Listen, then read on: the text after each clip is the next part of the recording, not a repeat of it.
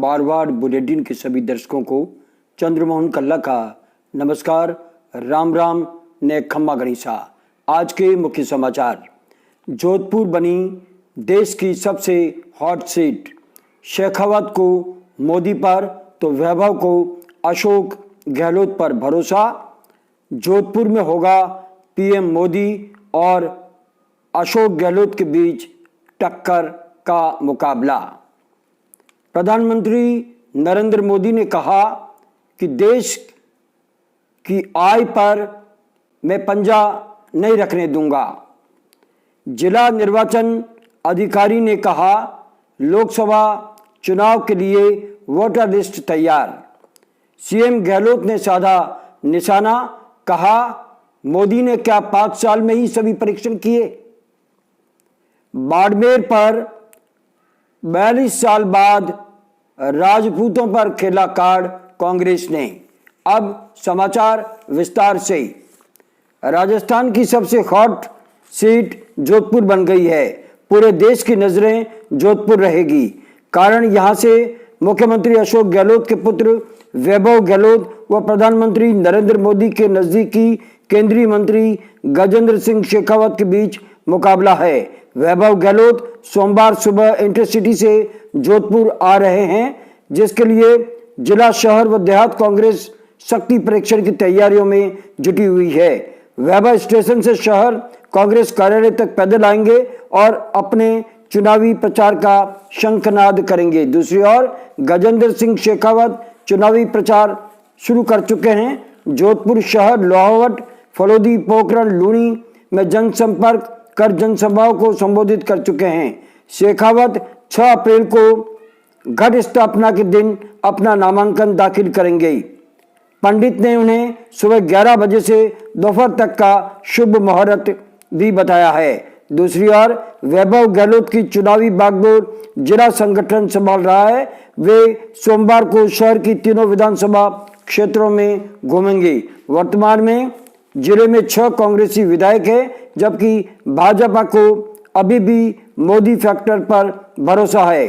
जोधपुर से 5 बार सांसद रहे अशोक गहलोत ने जोधपुर के विकास में अग्रणी भूमिका निभाई है। ये सर्वविदित है, जिस पर भरोसा करके गहलोत ने वैभव को मैदान में उतारा है, जबकि शेखावत को गत चुनावों की तरह अब भी मोदी लहर पर भरोसा है। यानी जोधपुर में मोदी बनाम गहलोत की सीधी लड़ाई नजर आ रही है।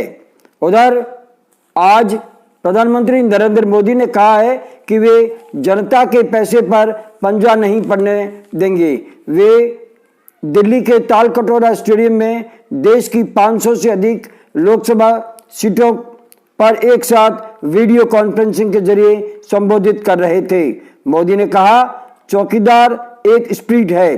चुनाव की गर्माहट से ये ऐसा अवसर होता है जिस पर सबकी निगाहें होना स्वाभाविक है। मैंने 2014 में देश की कमान संभालते हुए कहा था कि मैं एक चौकीदार की तरह अपनी जिम्मेदारी निभाऊंगा।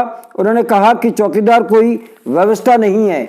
चौकीदार ना किसी यूनिफॉर्म की पहचान है। चौकीदार किसी चौखट में भी बंधा नहीं होता है। चौकीदार एक स्पिरिट है, एक भावना है। राष्ट्रपिता महात्मा गांधी कहते थे कि जो हमें दायित्व मिलता है उसे ट्रस्टी की तरह निभाना चाहिए। मोदी इस कार्यक्रम के जरिए चौकीदार कार्यक्रम को आगे बढ़ाने के लिए ये आह्वान कर रहे थे। जोधपुर के इंडस्ट्रीज एसोसिएशन हॉल में भी बड़े पर्दे पर प्रधानमंत्री का उद्बोधन दिखाया गया। अब जिला निर्वाचन अधिकारी जोधपुर की एक सूचना। जिला निर्वाचन अधिकारी जोधपुर प्रकाश राजपुरोहित ने बताया है कि लोकसभा चुनाव से पहले मतदाता सूचियों में संशोधन का काम पूरा कर लिया गया है। इन चुनावों के लिए 2 अप्रैल को अधिसूचना जारी होगी और 9 अप्रैल तक नामांकन दाखिल किए जा सकते हैं। जोधपुर में 30 मार्च तक नए मतदाता वोटर लिस्ट के नाम जुड़वा सकते थे। ये तिथि अब समाप्त हो चुकी है। निर्वाचन अधिकारी ने बताया कि 9 अप्रैल तक अंतिम सूची जारी हो जाएगी।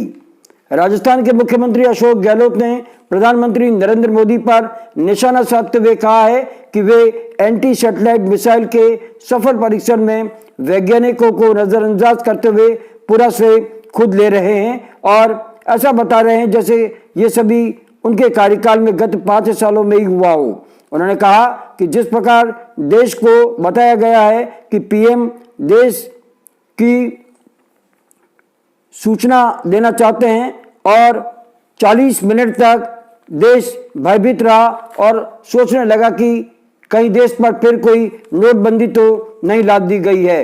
ये घोषणा देश के डीआरडीओ के वैज्ञानिक भी कर सकते थे, लेकिन मोदी ने चुनावों का फायदा लेने के लिए खुद घोषणा की है। उन्होंने कहा इसरो को खड़ा करने में कोई 5 साल नहीं बल्कि 40 साल लगे हैं। जोधपुर से भारतीय जनता पार्टी के प्रत्याशी व केंद्रीय कृषि मंत्री गजेंद्र सिंह शेखावत ने मुख्यमंत्री अशोक गहलोत पर निशाना साधते हुए कहा है कि वे झूठ बोलकर सत्ता में आए हैं। वे राज्य सरकार के 100 दिन पूरा होने पर जोधपुर के पत्रकारों से बातचीत कर रहे थे। उन्होंने कहा जो वायदे किए गए हैं वो पूरे नहीं हुए। उन्होंने कहा कि राजस्थान में कांग्रेस की उल्टी गिनती शुरू हो चुकी है। शेखावत ने कहा सभी किसानों की कर्ज माफी और बिजली का बिल नहीं बढ़ेगा। सभी बेरोजगारों को 3500 रुपए का बेरोजगारी भत्ता मिलना चाहिए था, जो वायदे आज तक पूरे नहीं हुए हैं। उधर बाड़मेर और जैसलमेर संसदीय सीट पर कांग्रेस ने 42 साल बाद बाड़मेर में राजपूत समाज पर भरोसा जताते हुए यहां से मानवेंद्र सिंह को चुनावी मैदान में उतारा है। 1952 व 1972 में कांग्रेस ने 2 बार राजपूत प्रत्याशियों को उतारा था और दोनों ही बार वे हार चुके हैं। इसके बाद कांग्रेस ने यहां से जाट, मुसलमान और अनुसूचित जाति फैक्टर पर ही काम किया।